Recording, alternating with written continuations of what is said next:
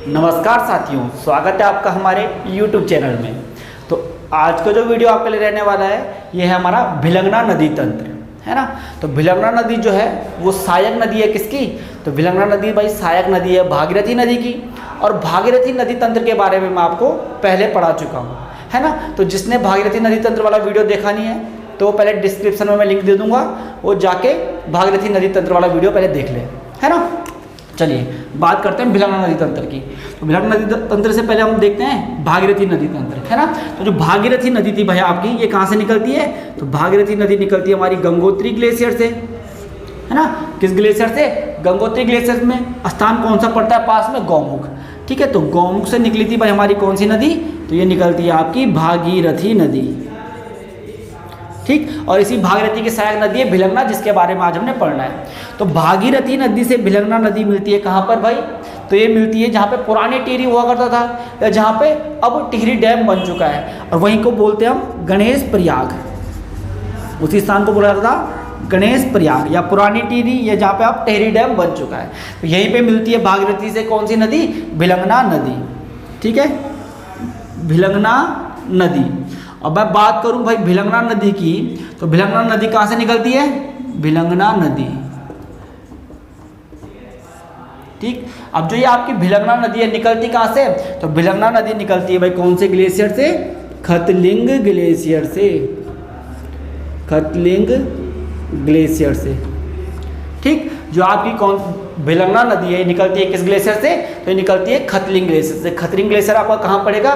तो ये लगभग आपका टिहरी गढ़वाल में पड़ेगा, ठीक है। अब यहाँ पर भाई एक और ताल है आपका महासर ताल, महासर ताल। इस महासर ताल से निकलती है भाई आपकी कौन सी नदी? तो इससे निकलती है बाल गंगा नदी। कौन सी नदी? तो महासर ताल से निकलती है बाल गंगा नदी, ठीक है। महासर ताल के बगल में ही एक और ताल पड़ता है जिसे बोला जाता है सहस्त्र ताल, सहस्त्र ताल। और ये जो सहस्त्र ताल है इससे कौन सी नदी निकलती है? तो सहस्त्र ताल से निकलती है आपकी कौन सी नदी? सहस्त्र ताल से निकलती है आपकी धर्म गंगा। कौन सी नदी? धर्म गंगा। और जो धर्म गंगा और बाल गंगा हैं ये आपस में मिल जाती है कहाँ पर? तो ये मिल जाती है भाई बूढ़ा केदार में, ठीक। बूढ़ा केदार में मिल जाएंगी धर्म गंगा और बाल गंगा। इसके बाद ये नदियाँ आगे चल के भिलंगना में मिल जाती है कहाँ पर? घनसाली के पास में। इसके पास में घनसाली नामक स्थान पड़ता है, उसके पास में ये मिल जाएगी कहाँ पर? भिलंगना नदी में मिल जाती है दोनों, ठीक है। कौन सी? धर्मगंगा और बाल गंगा। तो कहाँ पे मिलती है? बूढ़ा केदार में। उसके बाद मिल जाती है कहाँ पर? घनसाली में, भिलंगना से मिल जाती है। अब एक और नदी यहाँ पे आती है भाई कौन सी? तो यहाँ पे एक और ताल है आपका मंसूर ताल, मंसूर ताल। अब मंसूर ताल से निकलती है कौन सी नदी? दुग्ध गंगा, दुग्ध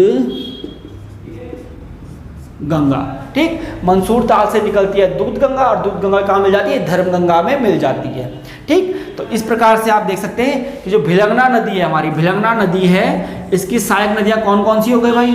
तो भिलंगना की सहायक हो गई बाल गंगा, धर्म गंगा और दुग्ध गंगा। और इसके अलावा भी इसकी कुछ सहायक नदियाँ होती हैं, लेकिन वो काफ़ी छोटी छोटी है ना। लेकिन जो मुख्य सहायक नदियाँ वो कौन कौन सी हो गई?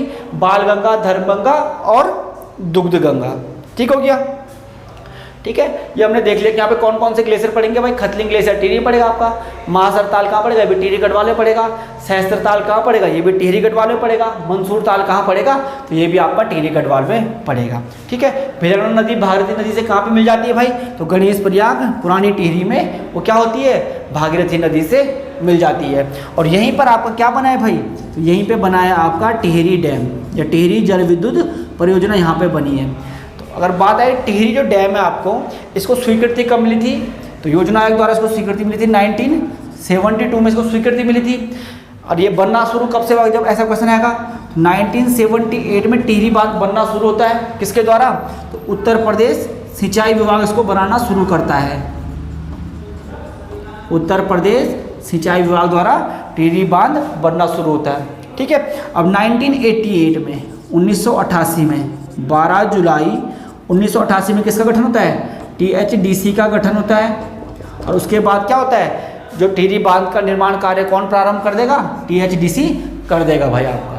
ठीक है, तो ये जानकारी मिलती है आपको। भिलंगना जो नदी तंत्र है इसके बारे में संपूर्ण जानकारी इस प्रकार से कि उसमें सहायक नदियाँ कौन कौन सी मिलेंगी और वो कहाँ से निकलेंगी, और इनसे बहुत बार आपको क्वेश्चन देखने को मिलता है। ठीक है, तो ये था हमारा भिलंगना नदी तंत्र। तो आज का वीडियो आपको कैसा लगा लाइक करें, है ना, ये ज़रूर बताएंगे कमेंट में। और अगर आपको किस अगले टॉपिक पे वीडियो चाहिए तो आप ये भी ज़रूर बताएं। और ठीक है, आपका आज का वीडियो अगर अच्छा लगा है तो लाइक करें, शेयर करें, कमेंट करें। Thank you class.